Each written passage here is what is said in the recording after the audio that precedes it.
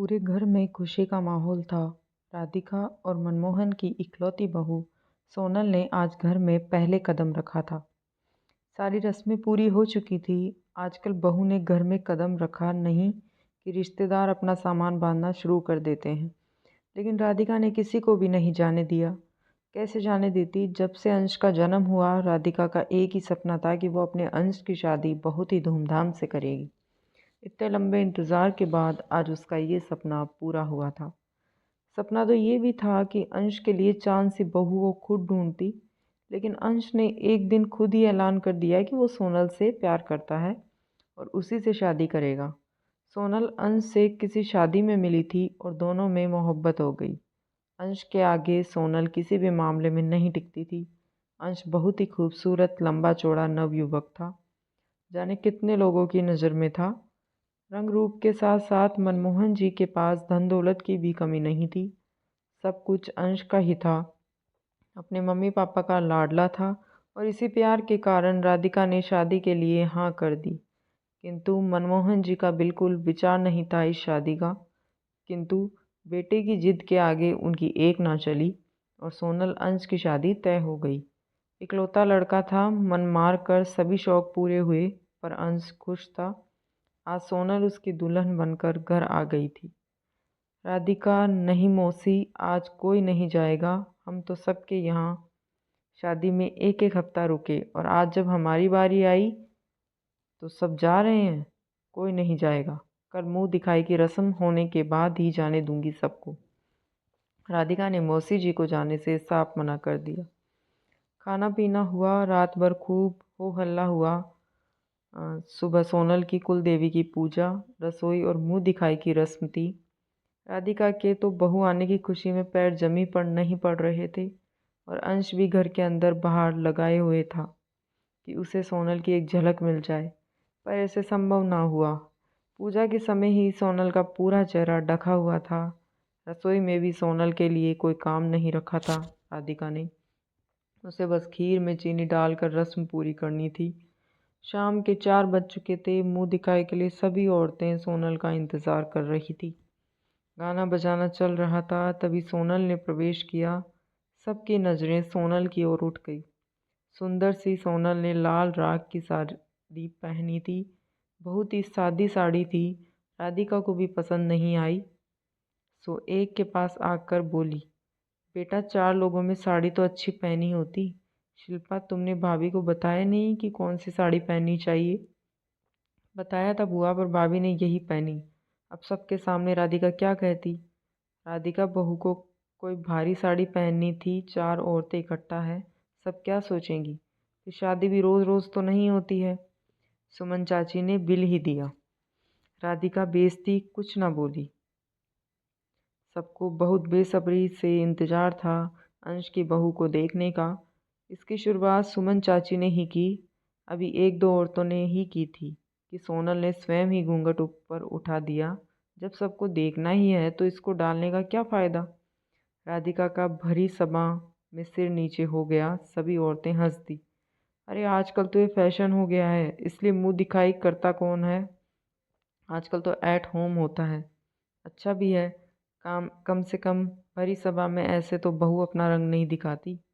आरती की बात सुनकर सब औरतें हंसने लगी। आरती राधिका की छोटी बहन थी। सोनल की अपनी बेइज्जती महसूस हुई। कैसे चुप रहती? आंटी जी, आपको लगता है गर्मी नहीं लगती? और मुझे ये सब ड्रामा ही लग रहा है। मेरी भाभी का तो एट होम ही हुआ था। कितना नाचे थे हम, सोनल ने खींच कर कहा। आरती अपना सा मुंह लेकर रह गई और राधिका का मन भी दुखी हो गया। उसने तो कभी सपने में भी नहीं सोचा था नई नवेली बहू इतना बोलती अच्छी नहीं लगती। कहीं उसे कोई जवाब न मिल जाए, बस यही सोचकर वो सोनल की बातें सुनती रही। अंश तक ये बात भी पहुंच गई, पर क्या कहता? उसे सो एक से ही ये उम्मीद नहीं थी। रात का समय था। सोनल और अंश एक साथ थे और भविष्य के सपनों में खोए हुए थे। अंश, हमारा घर ऐसा बिल्कुल नहीं होगा। इससे अच्छा होगा पूरे घर में टाइल्स लगे होंगे। यहाँ घर तो ठीक है, पर कुछ भी तरीके से नहीं बना है। कैसी बातें कर रही हो यार, अब तो यही घर अपना है। अलग क्यों बनवाएंगे? कौन सा कोई और बेटा है? यहाँ जो भी है अपना ही तो है। उफ, तुम तो नाराज हो गए हो। तुमने पापा का पूरा घर अंदर तक नहीं देखा। इस बार चलोगे तब देखना, घर नहीं जन्नत है। अरे छोड़ो, तुम भी क्या लेकर बैठ गई। इस रात का इंतजार कब से था और तुम्हें घर मकान की पड़ी है। सोनल भी शर्मा गई।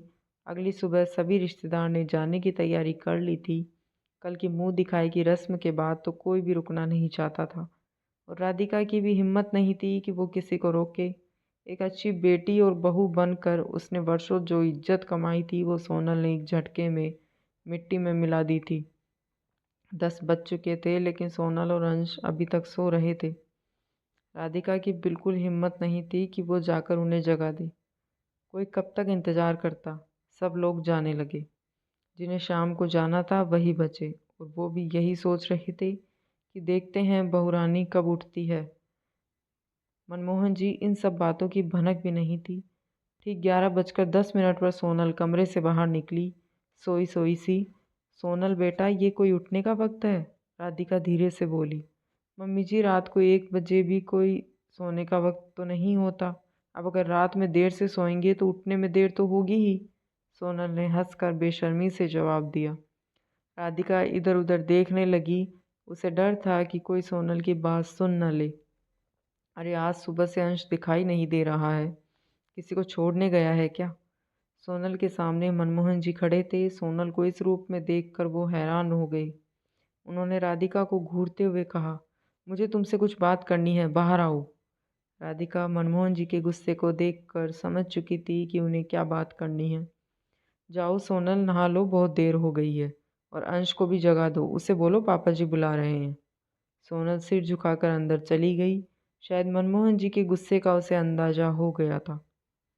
राधिका मनमोहन जी के पास खड़ी थी। तुम्हें ही जल्दी थी शादी की। आखिर ऐसा क्या ही देख लिया अंश ने जो इसे शादी की जिद पकड़ ली। एक से बढ़कर एक रिश्ते आ रहे थे। इसमें ना तो रूप है ना ही गुण। सुनो, धीरे बोलो, जो होना था हो गया। अब तो सोनल हमारी बहू है, और आप ही ऐसा कहोगे तो दुनिया भी कहेगी।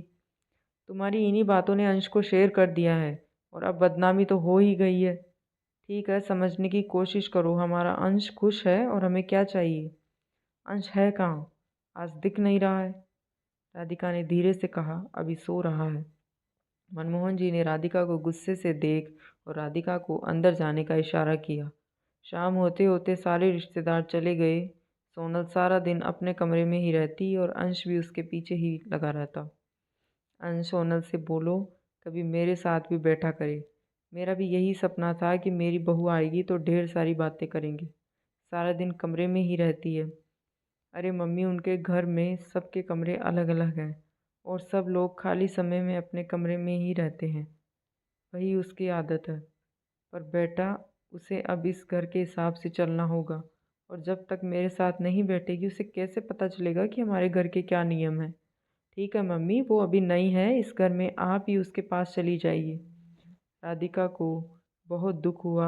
अंश राधिका को ही गलत ठहरा रहा था। उसे सोनल की गलती दिखती ही नहीं थी। सोनल अपने ही कमरे से उठती और खाना बनाकर अपने कमरे में चली जाती। किसी ने खाया या नहीं उससे सोनल को कोई मतलब नहीं था। 2 दिन बाद आज सुबह सोनल जल्दी उठ गई थी और जल्दी जल्दी नाश्ता बनाकर रख दिया। थोड़ी देर बाद ही बन ठन कर तैयार हो गई। अंश, आज बहू सुबह सुबह तैयार हो गई। हाँ माँ, सोनल अपने घर जा रही है। पर बेटा, ये तो एक रस्म होती है जब बेटी को लेने उसके मायके वाले आते हैं, और सोनल के घर से तो कोई आया ही नहीं।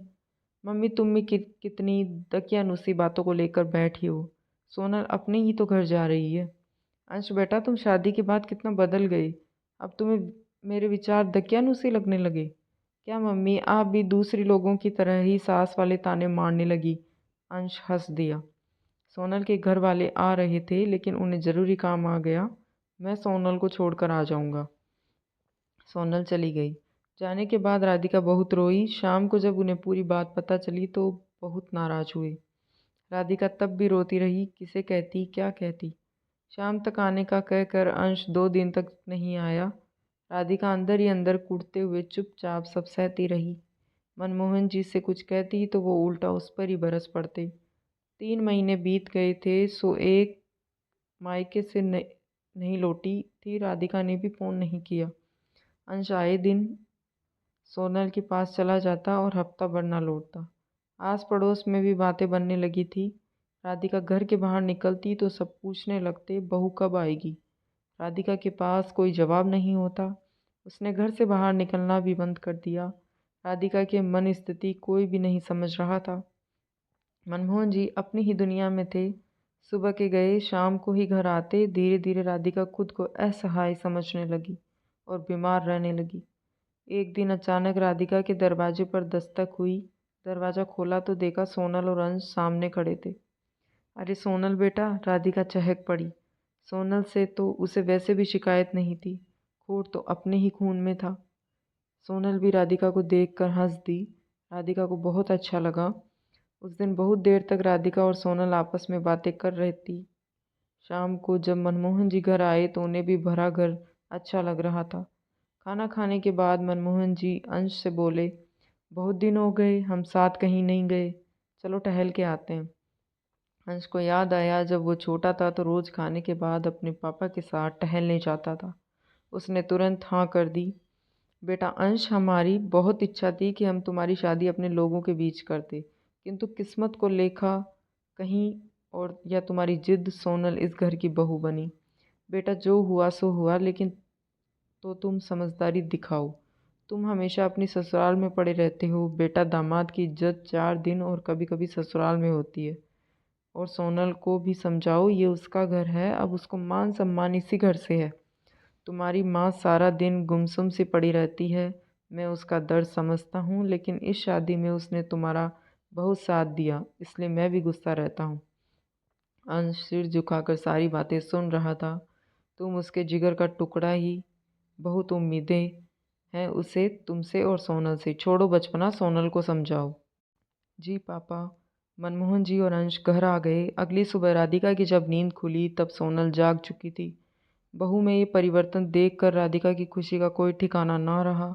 मनमोहन जी भी सोच रही थी कि ये उनके समझाने का असर है। राधिका जब रसोई में पहुंची तो सोनल कुछ ढूंढ रही थी। क्या चाहिए सोनल बेटा? जी मम्मी जी, वो चीनी नहीं मिल रही। हटो, मैं निकाल कर देती हूँ। मम्मी जी चाय पियेंगी? पापा जी का नाश्ता क्या बनेगा? राधिका के पैर जमीन पर नहीं पड़ रहे थे और राधिका को इतना खुश देखकर मनमोहन जी भी बहुत खुश थे। किंतु उनकी ये खुशी भी ज़्यादा दिन ना रही। अभी सोनल को आए 4 ही दिन हुए थे कि अंश बोला, मम्मी आज सोनल को उसके घर छोड़ने जाना है। क्यों, ऐसा क्या काम है? यहाँ क्या दिक्कत है? मम्मी सोनल मान नहीं रही है। अब तुम ही बताओ, अब मैं क्या करूँ? जाना तो पड़ेगा। तब तक अपना सामान बाहर लेकर सोनल भी आ गई। सोनल बेटा, ये क्या बात हुई? अगर आई हो तो कुछ दिन तो रुको, ये घर है तुम्हारा। मम्मी मैंने पुलिस भर्ती के लिए आवेदन किया था, उसी का पेपर है, इसलिए मैंने वहीं कोचिंग में नाम लिखवा लिया है मेरी पढ़ाई का। मुझे जाना पड़ेगा। बेटा ऐसी क्या ज़रूरत आ गई तुम्हें नौकरी करने की? और फिर ये सब भी तो तेरा ही है। मम्मी जी, कमी तो मेरे पापा के पास भी नहीं है, फिर भी उन्होंने मुझे आत्मनिर्भर बनाया। मम्मी आप परेशान ना हो, सोनल को छोड़कर मैं कल ही आ जाऊंगा।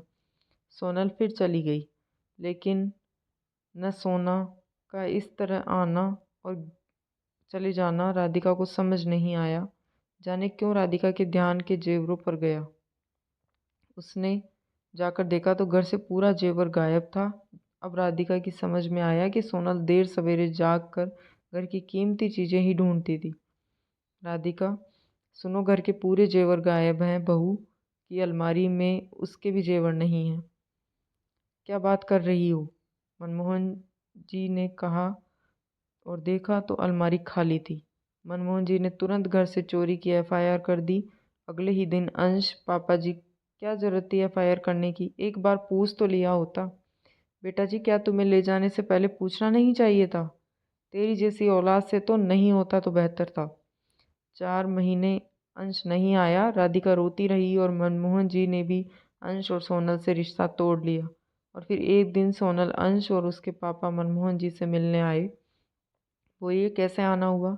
हम अंश का हिस्सा चाहते हैं, सोनल के पिताजी बोले।